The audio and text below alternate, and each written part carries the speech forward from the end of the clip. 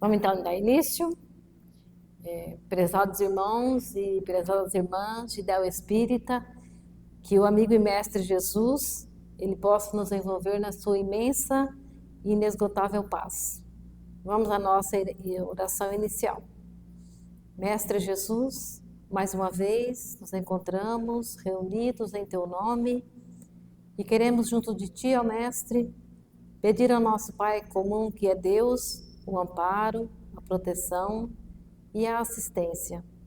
Que cada um de nós que se encontra aqui hoje, que nós possamos nos sentir envolvidos pela paz e pelo amor de Deus e de Jesus. E que também cada um de nós possa ser atendido de acordo com a nossa necessidade e também com o nosso merecimento. Queremos agradecer a Deus pela oportunidade do renascimento na Terra, assim como estamos, assim como nos encontramos, cercados pelos desafios necessários à nossa ascensão espiritual. E assim, confiantes em Deus e em Jesus e na espiritualidade amiga, nós daremos por início a nossa palestra da noite. Que assim seja.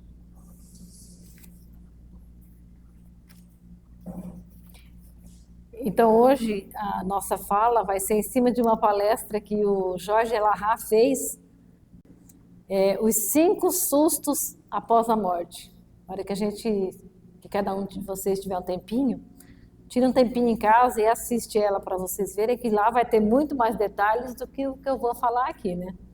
Que não dava para pegar tudo o que ele falou e colocar aqui para a gente comentar hoje. Dá para imaginar assim quais seriam os 5 sustos que a gente tem após morte? Alguém tem alguma ideia de quais seriam? O primeiro susto que a gente tem quando a gente sai do corpo? Então, o primeiro grande susto que nós vamos ter, a maioria de nós, quando a gente desencarnar, é saber que a vida continua. Porque tem pessoas que acham que morreu, acabou. E não morreu, não acabou não, a vida vai continuar. E muitos somos muito indiferentes. A maioria não dá o mínimo valor para a vida espiritual e só para a vida material. Se preocupam tanto com a vida material que quando desencarnam, levanta de manhã e vai para o trabalho, achando que está indo trabalhar. Eu li um livro que contava a história de um senhor que era muito rico e deixou uma grande fortuna e deixou fazendas. Aí ele ia todo dia para a fazenda e via os filhos, os netos dilapidarem a sua fortuna. Sua entre aspas, né? Porque a gente só tem da gente o que é de uso do espírito. Porque o que for de uso da matéria vai ficar tudo aqui. Nós somos apenas usufrutuários, como está no Evangelho segundo o Espiritismo. Então, essas pessoas, esses espíritos, sofrem mais ainda do que aquele que pensa e reflete sobre a vida espiritual, sobre a vida no mundo espiritual, porque a nossa verdadeira vida é a vida no mundo espiritual. Que está no Livro dos Espíritos, que não haveria nenhum problema se não houvesse o mundo material, que só o espiritual bastaria.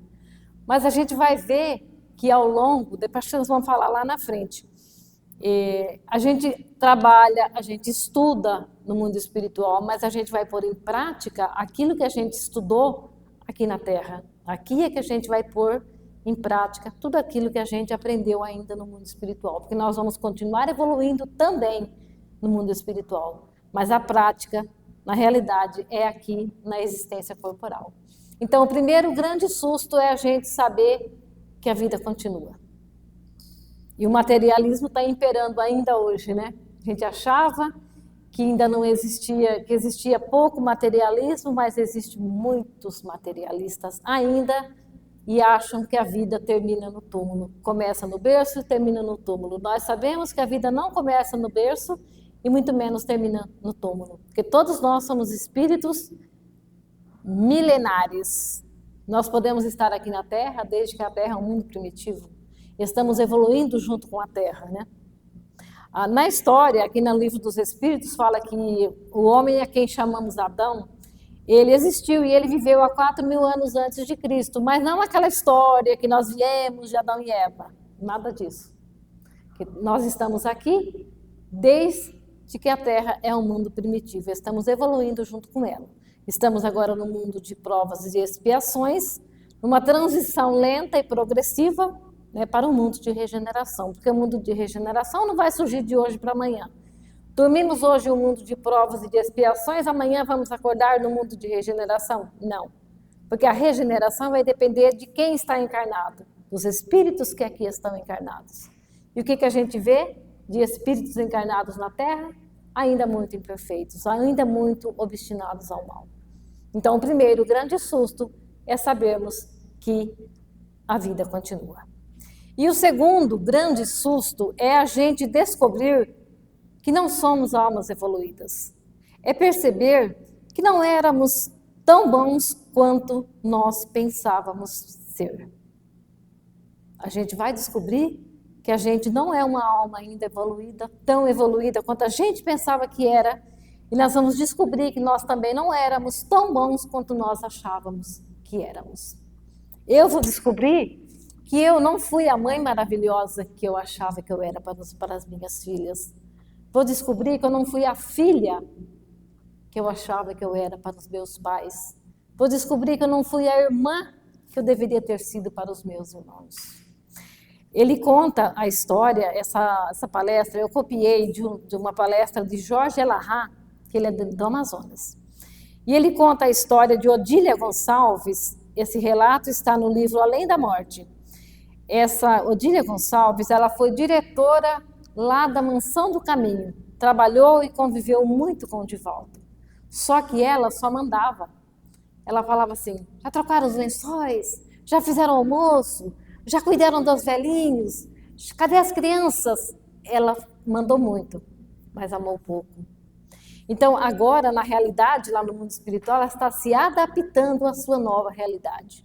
Não é porque ela foi uma diretora da Mansão do Caminho que ela ia chegar no mundo dos espíritos e ia ter tudo de bom. Não. A gente vai chegar lá e nós vamos nos deparar, a gente vai falar sobre isso daqui a pouquinho, com a nossa própria consciência. Então, o segundo grande susto é nós descobrirmos que não somos almas ainda muito evoluídas e também de percebermos que não éramos tão bons quanto nós pensávamos que éramos. O terceiro grande susto é a descoberta de que quando nós chegamos no mundo espiritual, que não há um tribunal formado por espíritos para nos julgar. Esse tribunal vai ser a nossa própria consciência, que vai nos julgar o que é que nós fizemos ou não. Deus não vai estar lá com o livro da vida na mão e me questionando, Mercedes, o que foi que você fez da sua última existência? Não. É a minha própria consciência que vai me questionar sobre os meus atos aqui na Terra, enquanto estou Mercedes. Porque eu já fui Mercedes, eu estou Mercedes, mas posso ter sido João, Paulo, Maria, porque nós sabemos que numa encarnação nós nascemos homem, na outra nós nascemos mulher. Porque os espíritos, o espírito para ser puro, ele tem que saber tudo o que sabem os homens e tudo o que sabem as mulheres. Então, se nascêssemos só mulheres, saberíamos só o que sabem as mulheres. Se nascêssemos só homens, saberíamos também só o que sabem os homens. E aqui na questão 200 de O Livro dos Espíritos, diz que os espíritos não têm sexo, que o sexo depende da organização física, que em todos os sexos, como em todas as posições sociais, nós estaremos evoluindo. Aí já é a questão 201 de O Livro dos Espíritos. Então, em todos os sexos, ora homem, ora mulher, posição social, ora muito rico, ora muito pobre, nós estaremos sempre evoluindo. Então, a nossa própria consciência, ela é um imã que ela vai nos atrair tanto para o umbral quanto para as trevas. E aí nós vamos ter sentimento de culpa, temos remorso pelo que nós poderíamos ter feito de melhor e não fizemos. Então, a nossa própria consciência é que vai nos julgar. E de acordo com a nossa vibração, é que nós seremos atraídos, então, para o umbral ou para as trevas. Como diz o Jorge Elahá, as trevas ainda é um lugar muito pior do que o umbral. Porque nós não temos nem noção do tamanho do mundo espiritual. Porque nós sabemos que o mundo espiritual começa mesmo aqui, né? E o umbral começa aqui. O umbral grosso já começa aqui. Igual eu falei na semana passada, não precisamos ter medo de ir para o umbral. Por que é que nós não vamos para o umbral? Porque nós já estamos no umbral. Porque o umbral grosso começa aqui. Depois do umbral grosso vem o umbral médio, depois vem o umbral fino, que é onde está a colônia nassular, depois vem a dimensão do amor fraterno, que é onde estava a mãe do André Luiz, e depois vem os mundos mais superiores, mais elevados. E que a lei de Deus, ela está dentro de cada um de nós. Onde é que está escrita a lei de Deus? É na nossa consciência, né? É a questão 621 do Livro dos Espíritos que diz que a lei de Deus está escrita na nossa consciência. E na pergunta 614 diz assim, que nós só somos infelizes porque nós nos afastamos da lei de Deus. A partir do momento que nós vivemos dentro da lei de Deus, nós seremos felizes. E ele fala assim que Deus não tem pressa, a pressa é toda nossa. E de que as penas também não são eternas. Que não existe a condenação eterna, como nós fomos criados, né, ao longo de 2 milênios foi passado para nós a condenação eterna, mas a condenação eterna não existe, porque se ela existisse, Deus não seria perfeito, e Deus é perfeito em todos os seus atributos.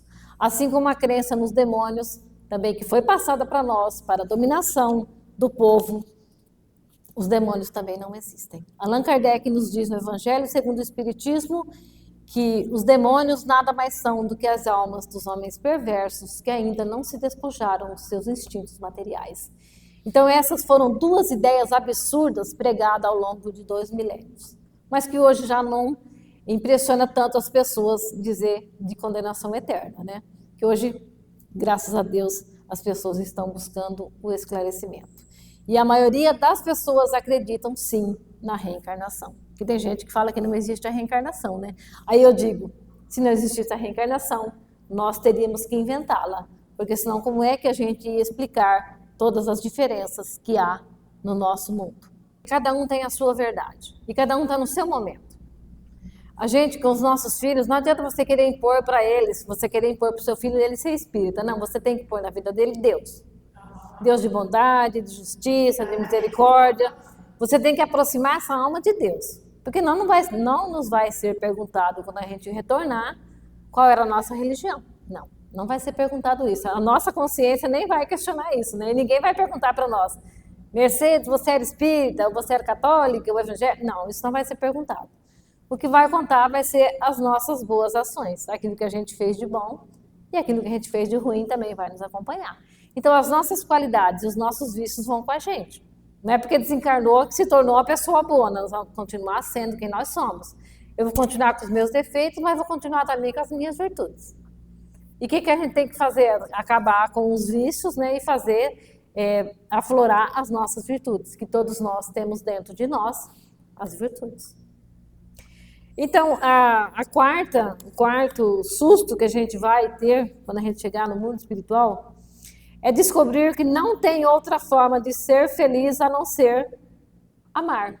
A única forma de ser feliz é amar. Não há condição de ser feliz vivendo distante do amor. Isso aí é um determinismo de Deus, é a vontade de Deus.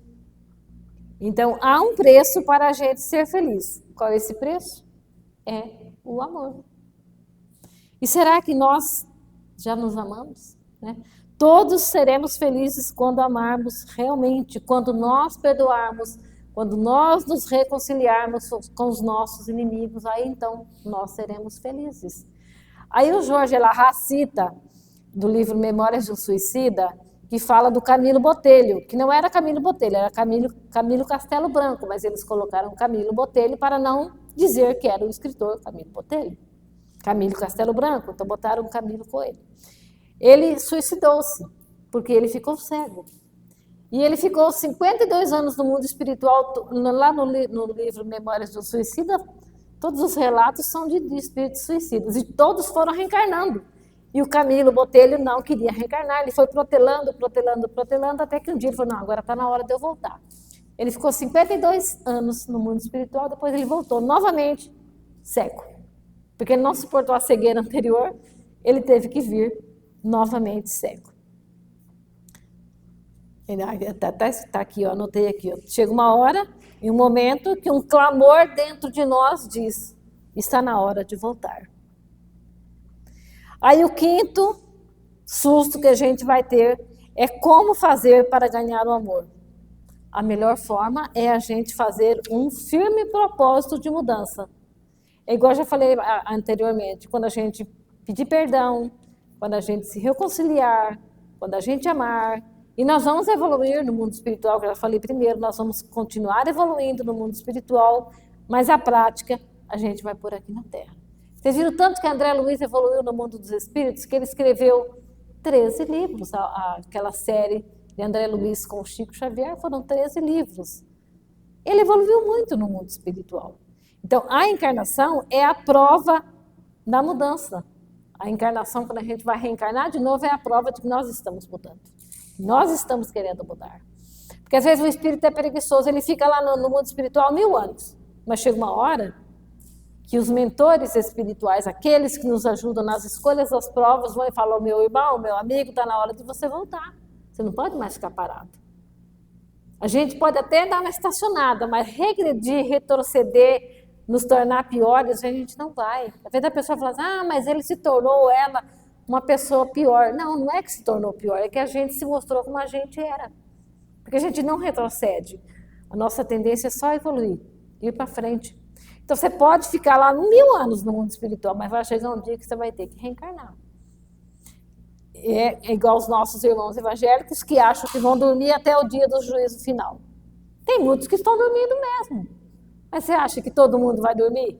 Não vai, vai despertar. Quando eu conheci a doutrina espírita, em 1976, eu completei agora, dia 8 de março, 47 anos. 76? 46. 47 anos de espírita. Quando eu conheci, então, naquele tempo, tinha reunião, aí toda reunião tinha manifestação de espíritos, todas as reuniões. Era lá numa casa, num sítio, ali manifestava espíritos bons, ruins, péssimos, revoltados, violentos. Comunicava aqueles que falavam assim, eu quero pegar aquele pastor que me enganou, porque ele falou que eu ia morrer, eu ia ver Deus, e cadê Deus que não veio me receber? Ele me enganou com aquela Bíblia na mão, e eu quero ver ele porque eu quero me vingar. Até que o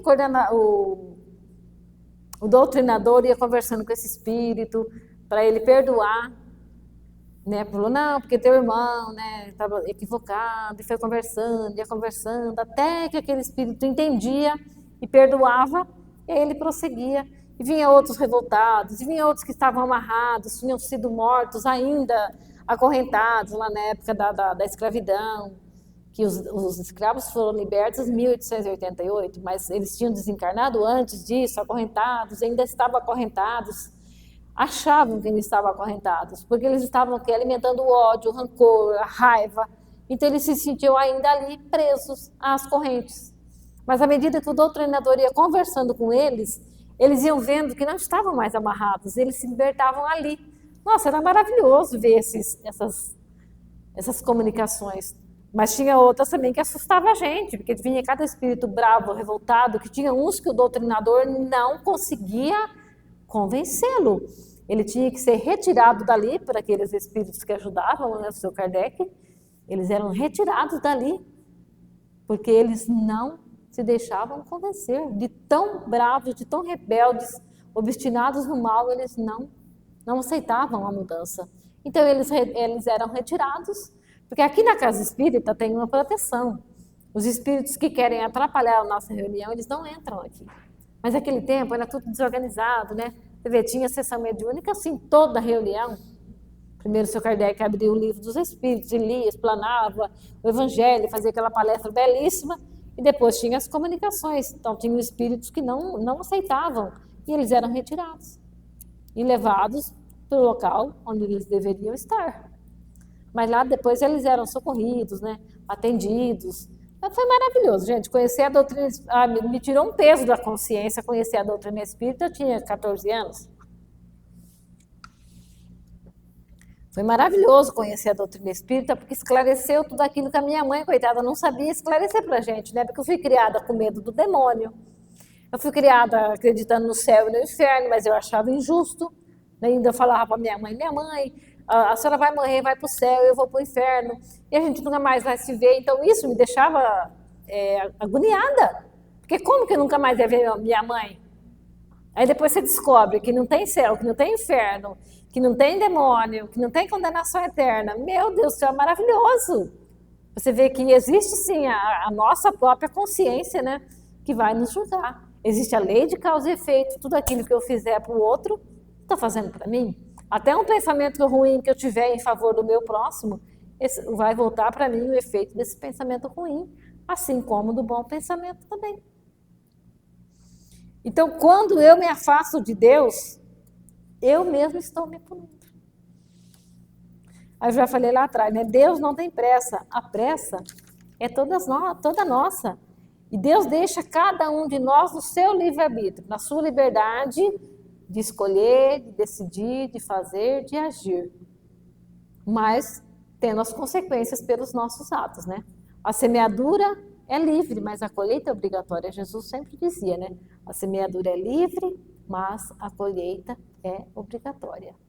Então Deus não vai castigar ninguém. Deus não vai premiar ninguém. Deus vai dar para nós segundo as nossas obras. Eu falei isso na semana passada, né? Não é Deus que vai ganhar se a gente se melhorar. Não é Jesus que vai lucrar se a gente se melhorar. Somos nós que deles vamos nos aproximar mais quando a gente se melhora. E que a única lei que vigora no mundo espiritual é a lei da meritocracia. A gente tem que ter mérito, tem que ter trabalho. Porque se você tiver uma conta no banco e você colocar dinheiro lá, você vai ter para tirar, não vai? Mas se você não colocar e você for lá no banco pedir dinheiro para o gerente, ele vai te dar? Não. Então a gente tem que trabalhar para ter mérito. E é trabalhar fazendo o quê? Fazendo bem. Mas trabalhar com amor, não igual a Odília Gonçalves, que fez muito, sim, trabalhou muito, mas mandou muito, deu muita ordem. Cobrava demais, mas não fazia com amor. Então não é porque eu estou aqui à frente da casa espírita que eu vou chegar no mundo espiritual. Nossa, Mercedes, que bom você voltou. Não vai ser assim. Vai ser de acordo com a minha vivência, de acordo com o que eu vivi. Hoje ainda eu assisti um videozinho do Haroldo, bem curtinho, que ele fala assim, o conhecimento espírita está me fazendo uma pessoa melhor?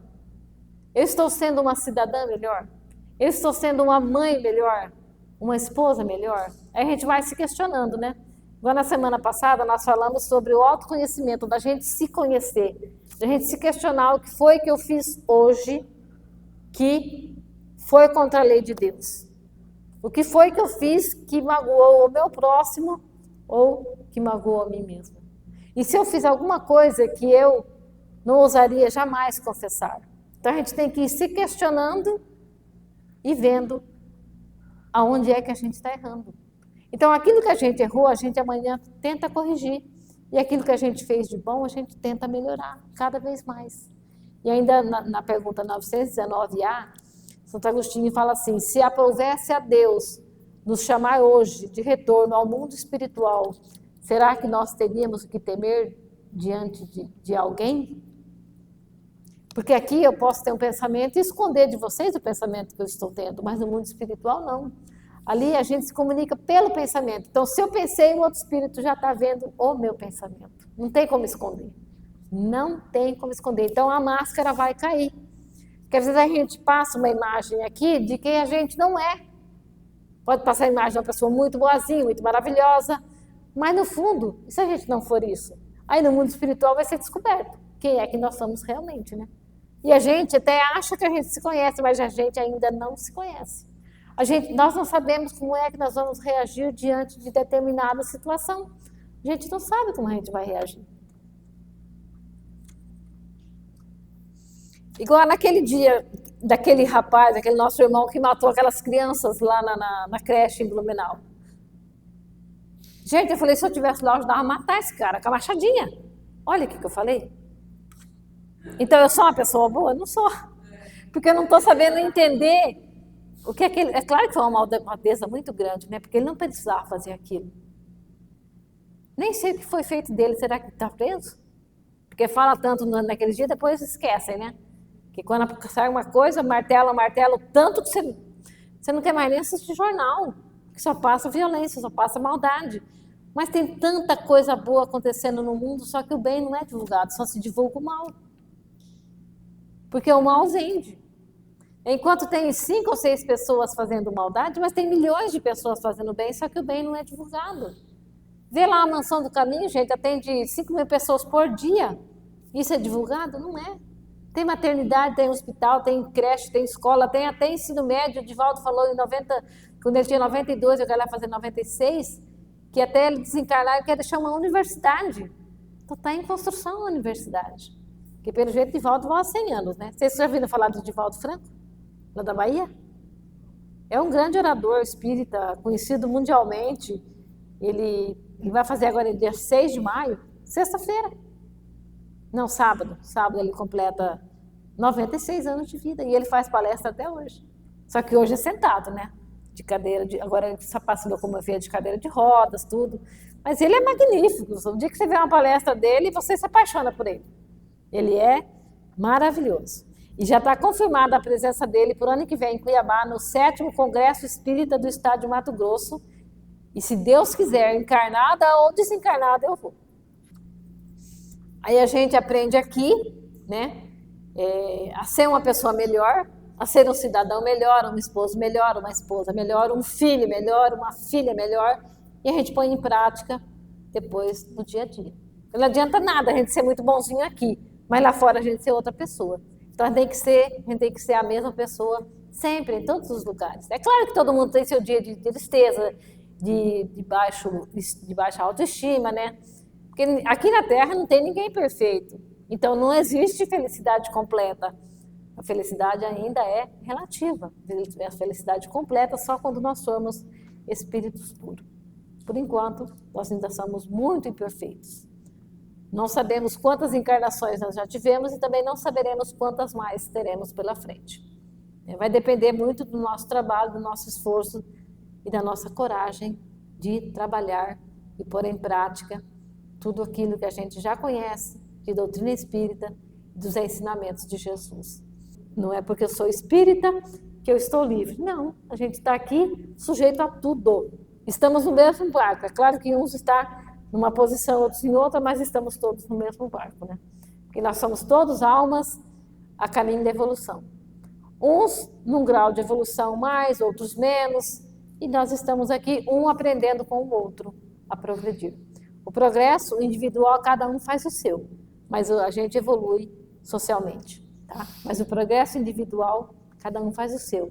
E a chave do conhecimento, do progresso individual é conhecimento de si mesmo. Então, para a gente poder progredir individualmente, a gente tem que se conhecer. A chave do progresso individual é o conhecimento de si mesmo. E Jesus disse para nós que nós desenvolvêssemos os valores que a traça não come nem a ferrugem corrói, que são, e nem um ladrão rouba, né? Que são as virtudes. Valores espirituais, individuais e intransferíveis. Não tem como eu desenvolver paciência e passar uma parcela de paciência para vocês. Cada um vai desenvolver a sua paciência, a sua compreensão, a sua tolerância, a sua inteligência. Então, quando nós vemos uma pessoa muito bondosa, é o espírito que é bonzinho. Não é a cabeça dele, não. Se ele é muito inteligente, não. É porque o cérebro dele é diferente do cérebro do outro. Não. É porque ele já é um espírito que tem uma certa inteligência, tem um conhecimento a mais do que os outros. Mas nós estamos todos aqui para evoluirmos juntos. Então vamos nos dar as mãos e vamos evoluir juntos, né? Sermos a cada dia melhores. Sermos hoje melhor do que ontem e amanhã melhores do que hoje. Então a gente fala assim, a pessoa tem que ter fé, mas ninguém vai ter fé de hoje para amanhã. A fé vem com o tempo, com o conhecimento e com o estudo. Com o estudo espírita, você tem uma fé inabalável. Fé inabalável é aquela que pode encarar a razão face a face em todas as épocas da humanidade. Capítulo 19 do Evangelho segundo o Espiritismo. E o conhecimento espírita e o estudo espírita nos dá essa fé inabalável. E uma fé raciocinada, porque a nossa fé não é cega. A fé do espírita, ela é raciocinada, é em cima da razão. da ética, da lógica, porque não existe o acaso nem soberanas leis de Deus, não existe.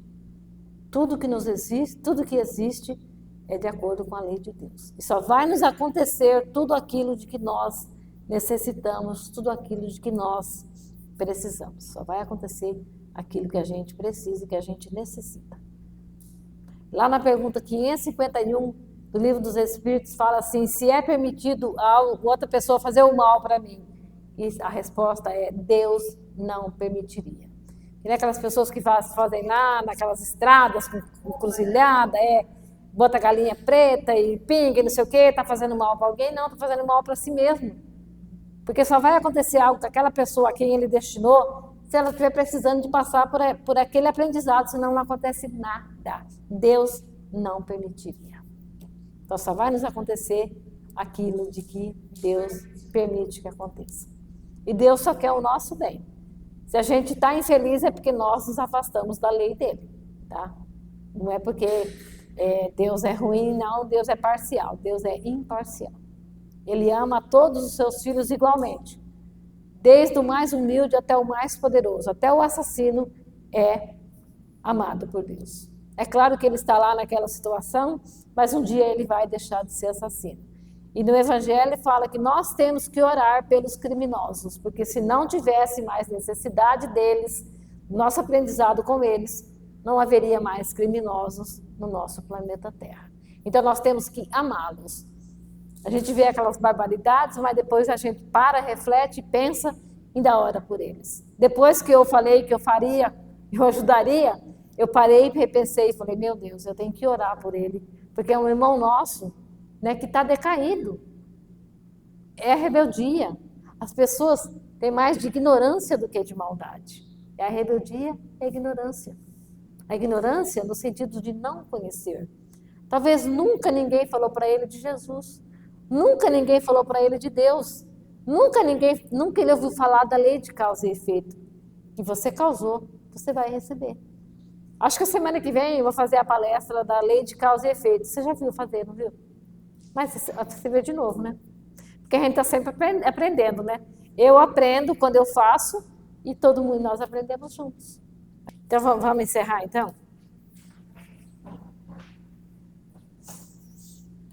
Vamos mais uma vez agradecer a Deus, agradecer a Jesus, a espiritualidade amiga que nos amparou e que nos assistiu, e que neste momento cada um de nós eleve o seu pensamento para o seu familiar querido, para o seu amigo, para o seu vizinho, para que nós queiramos que também participe desse passe, dessa energia que vem de Deus e que vem de Jesus.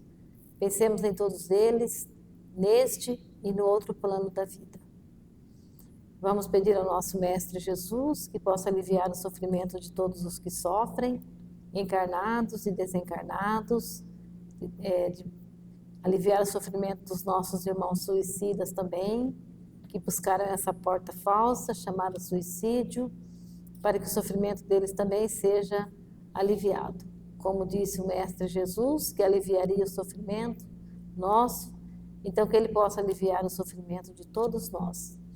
E vamos pedir a Jesus também que nos dê força, coragem e equilíbrio necessário para nós trilharmos o caminho da nossa evolução moral. E que nós possamos retornar aos nossos lares em paz e que o amigo e mestre Jesus ele possa nos iluminar e nos conduzir hoje e sempre. Nós possamos sair daqui mais consolados e mais esclarecidos do que quando aqui chegamos. E que o amigo e mestre Jesus nos ilumine, nos conduza hoje e sempre. Que assim seja.